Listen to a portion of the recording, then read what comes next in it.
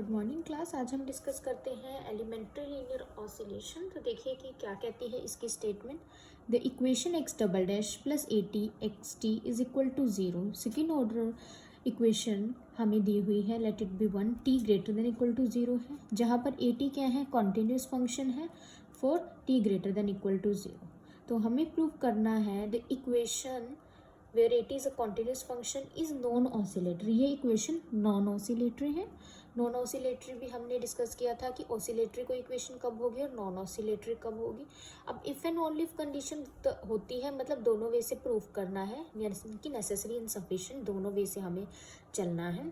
एक बार हम इक्वेशन को नॉन ऑसिलेटरी लेके चलेंगे, क्या प्रूफ करेंगे कि it has a solution with only a finite number of zeros in the interval 0 to infinity. ये इंटरवल क्लोज्ड भी कह सकते हैं क्योंकि इन्फिनिटी नॉट डिफाइंड है, तो इसकी तरफ से ओपन क्लोज्ड कोई फर्क नहीं पड़ता। तो हमें ये प्रूव करना है कि अगर ये इक्वेशन ऑसिलेटरी नॉन ऑसिलेटरी लेके चलें तो इसके जो सोल्यूशन होगा, लेट एक्स टी इसका सोल्यूशन है सपोज करो, तो उसके पास सिर्फ फाइनाइट जीरो होगी इस इंटरवल 0 to इन्फिनिटी में।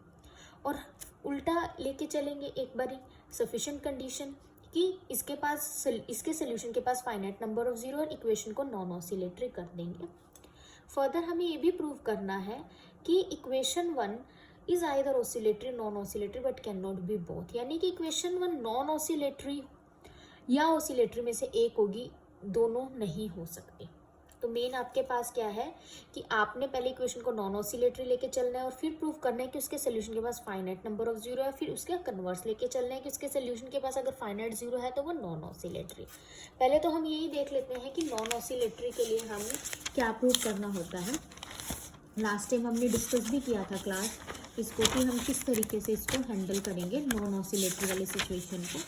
तो देखते हैं, इसमें हमारे पास था, ये देखिए students, non oscillatory differential equation है। Consider the differential equation x double dash is equal to, second order की एक डिफरेंशियल इक्वेशन कंसिडर करी। इस डिफरेंशियल इक्वेशन को नॉन ऑसिलेटरी कब कहेंगे? For every solution x T, यानी कि इसके हर सोल्यूशन एक्स टी के लिए एक टी नोट एक टी नोट ऐसा एग्जिस्ट करे सच that x T does not have zero in this. Basically क्या है, हमारा जो एक टी पॉइंट है, टी आपके पास बिलोंग कर रहा है या greater than equal to zero दे रखा है। तो इस T greater than equal to zero, यानी कि जो ये हमारा इंटरवल है 0 to इन्फिनिटी, इस इंटरवल में से एक आपके पास एग्जिस्ट करे टी नोट, ठीक है, जो कि ऑब्वियसली ग्रेटर देन जीरो होगा। जीरो नहीं होगा, ग्रेटर देन जीरो होगा तो ट्राइवल बन जाएगा, नॉन ट्राइवल की बात की है, ठीक है। सच दैट इसकी जो वैल्यू इसमें पुट करें, ठीक है, यानी कि इसकी वैल्यू मतलब टी नोट की कोई भी वैल्यू ले लो जीरो से बड़ी, एक्स टी कभी भी जीरो नहीं देगा। कोई सोल्यूशन है एक्स टी, इस इक्वेशन के हम सोल्यूशन है, ठीक है। अगर ये सोल्यूशन है और सपोज करो हमारे पास साइन एक्स एक इक्वेशन का सोल्यूशन है, तो साइन एक्स जो है कब जीरो होता है हमें पता है, साइन जीरो पे जीरो होता है, साइन पाई पे, इसी तरीके से सोन जैसे हम कर रहे थे साइन एन पाई पे जीरो होता है। तो साइन एक्स हमें पता है कि एक्स की वैल्यू जब भी एन पाई होगी, एन क्या है, कोई भी whole number 0 1 2 3 and so on, ये जीरो दे देगा, यानी कि ये जीरो दे रहा है, तो ये ऑसिलेटरी हो गया।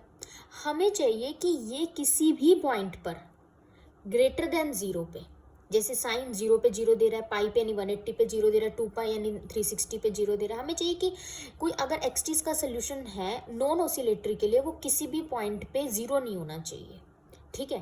जैसे साइन पाई बाय 2 1 होता है, तो पाई बाय 2 पे जीरो नहीं है साइन, साइन 3 पाई बाय 2 कितना होता है -1, उस पर भी साइन जीरो नहीं है।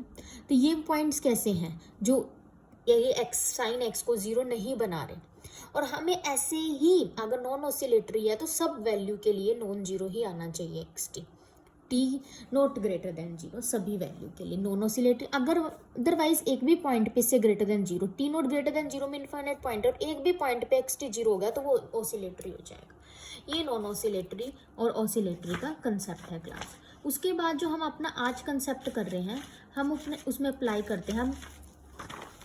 हम देखिए एलिमेंट्री लीनियर ऑसिलेशन पढ़ रहे हैं, इसकी हमने स्टेटमेंट करी कि इक्वेशन के नॉन ऑसिलेटर कब हो गया, अगर इसके पास सोल्यूशन के पास फाइनाइट जीरो हो गया, और कन्वर्सली दोनों वे से इफ एंड ओनली रिजल्ट है। पहले नेसेसरी कंडीशन दोनों प्रूव करेंगे, पहले नेसेसरी कंडीशन लेके चलते हैं। Let the equation one in non oscillator, therefore by definition let कर लेते हैं, पहले लेके चलते हैं equation of non oscillatory. Non oscillatory की डेफिनेशन क्या कहती है, एक पॉजिटिव नंबर टी नोट आएगा सच दैट उस नंबर पे एक्स टी कभी भी जीरो नहीं होगा, यानी कि t naught greater than zero.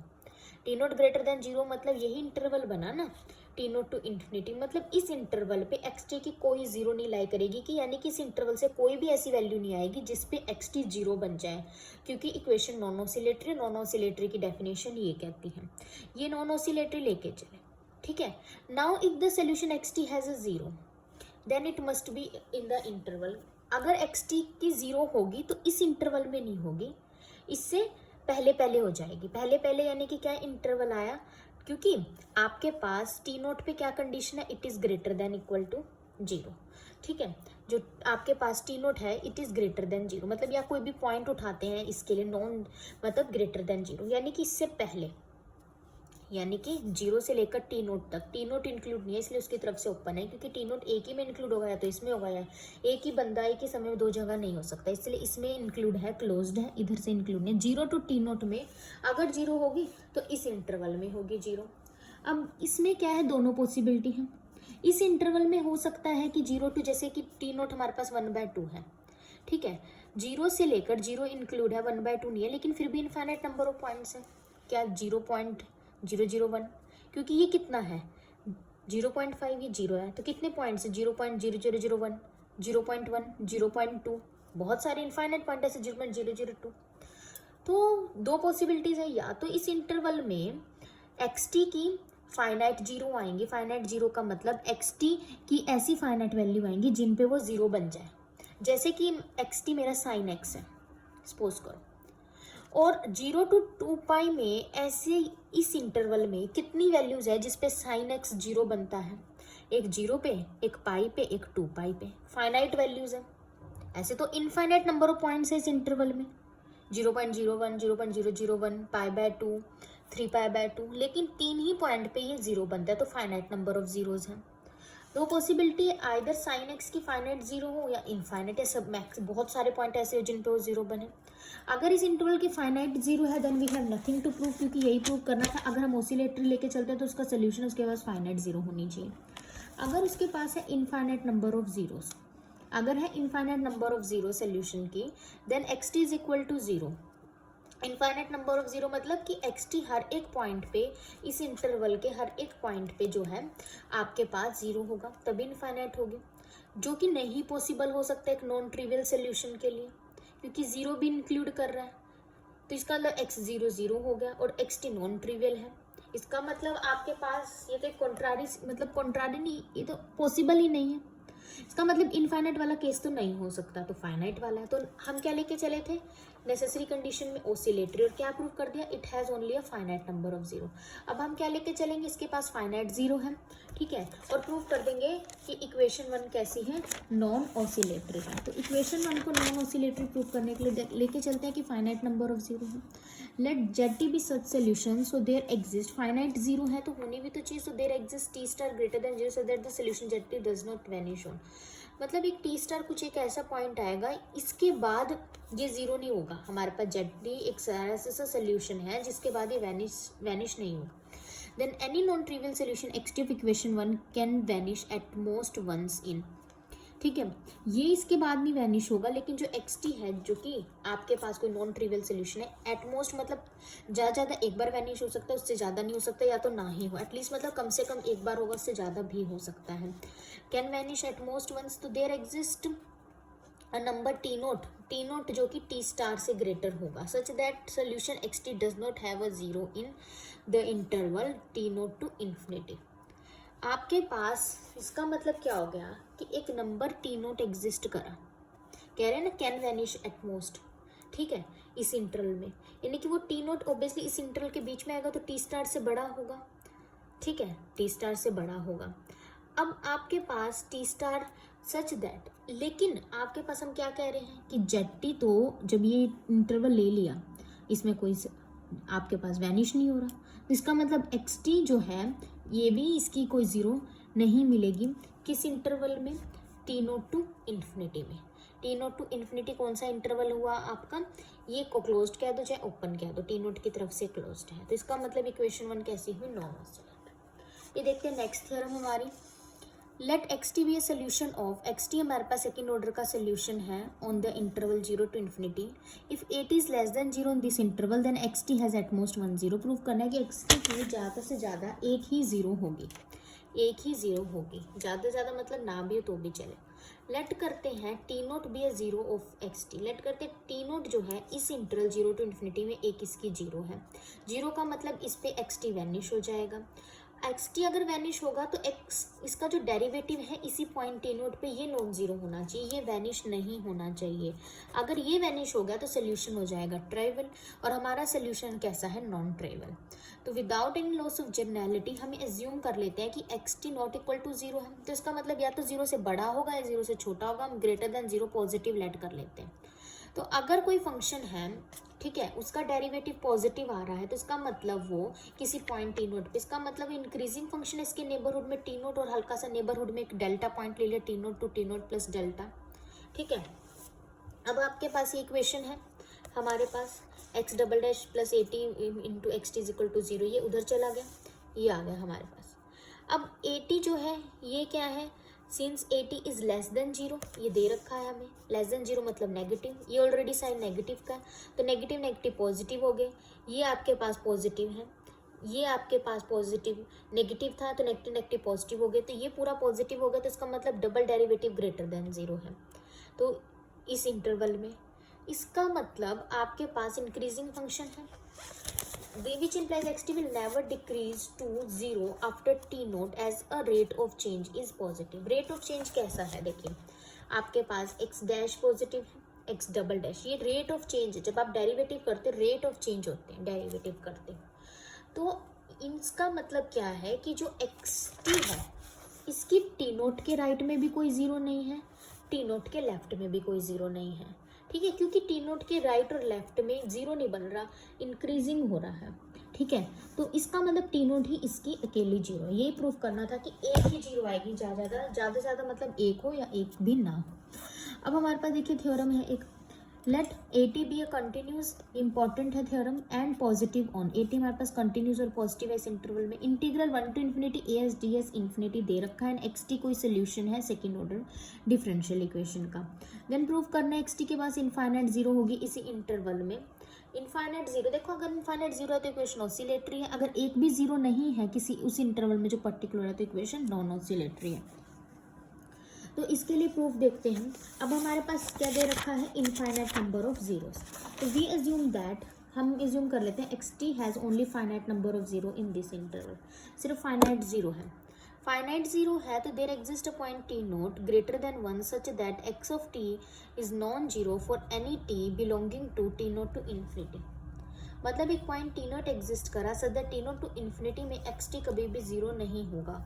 Without any loss of generality we can assume x t zero नहीं होगा तो ग्रेटर देन जीरो होगा, लेस देन जीरो। हम इस इंटरवल में ग्रेटर देन पॉजिटिव मान लेते हैं और अपनी तरफ से एक फंक्शन डिफाइन कर देते हैं। कैसा फंक्शन है, v t is equal to x dash t by x T.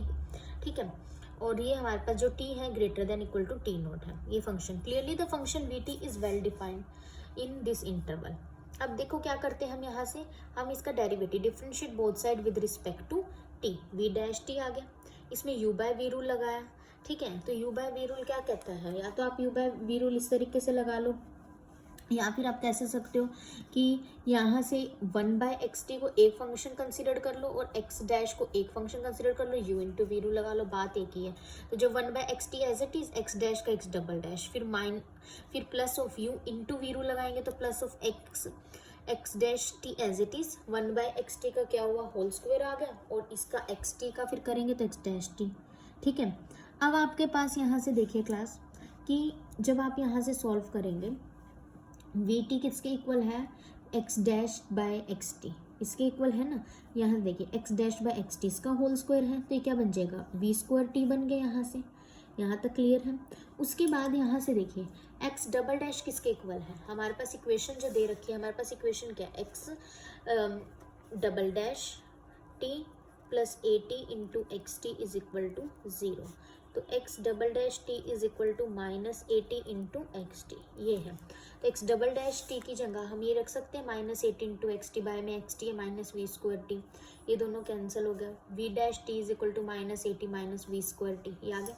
Integrating between the limit t naught to T we get, इनको इंटीग्रेट करेंगे, डिफरेंशिएशन इंटीग्रेट करेंगे तो कैंसिल ईच अदर इफेक्ट, एक दूसरे के कन्वर्ट्स होते हैं। लिमिट पुट करेंगे T naught minus three, definite है तो upper limit minus lower limit, upper limit ये है, लोअर लिमिट ये है, ठीक है। इसका करेंगे आप डेरिवेटिव, माइनस बाहर है, टी नोट टू टी है, A S D S, variable change कर लो, यहाँ पर कोई फर्क नहीं है, minus T naught to T V square S D S. अब यहाँ से देखिए, since T greater than equal to T naught है, V square S, V square, square function हमेशा बड़ा ही होगा, पॉजिटिव ही होगा, चाहे वी एस को नेगेटिव है लेकिन उसका स्क्वायर पॉजिटिव ही होगा, ठीक है। तो इसका जब इंटीग्रल निकालेंगे ये भी पॉजिटिव होगा, ये यूँ कह लो कि taking integral on both side तो जीरो है आपके पास, ठीक है। लेकिन जब दोनों तरफ माइनस साइन से मल्टीप्लाई करते हैं, ये होता है क्लास इनइक्वालिटी में, अगर माइनस साइन आ जाता है ना तो यहाँ माइनस लगा दो, जब ये इनइक्वालिटी माइनस साइन आ जाता है तो चेंज हो जाता है, ग्रेटर देन लेस देन में चेंज हो जाता है, ठीक है। अब आपके पास देखिए यहाँ से क्या चल रहा था, यहाँ से टर्म चल रही थी, ठीक है, जो कि इसके इक्वल थे।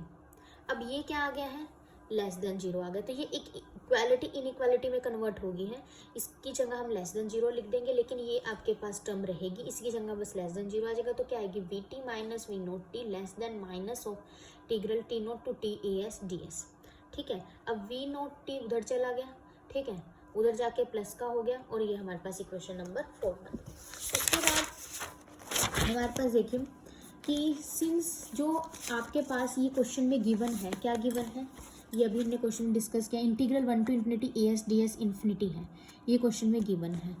There exist constant capital T and a constant capital B such that, इस इंटरवल में जीरो है सच दैट एक कॉन्स्टेंट कैपिटल टी और कैपिटल बी एग्जिस्ट करेगा, सच दैट ये इंटीग्रल ग्रेटर देन बी होगा for every t greater than equal to T naught. जब जब ये टी से बड़ा होगा तो इस इंटीग्रल की वैल्यू बी से बड़ी आएगी, जहाँ पर टी और बी इतने ज़्यादा बड़े नंबर हैं, ठीक है, सफिशेंटली लार्ज नंबर।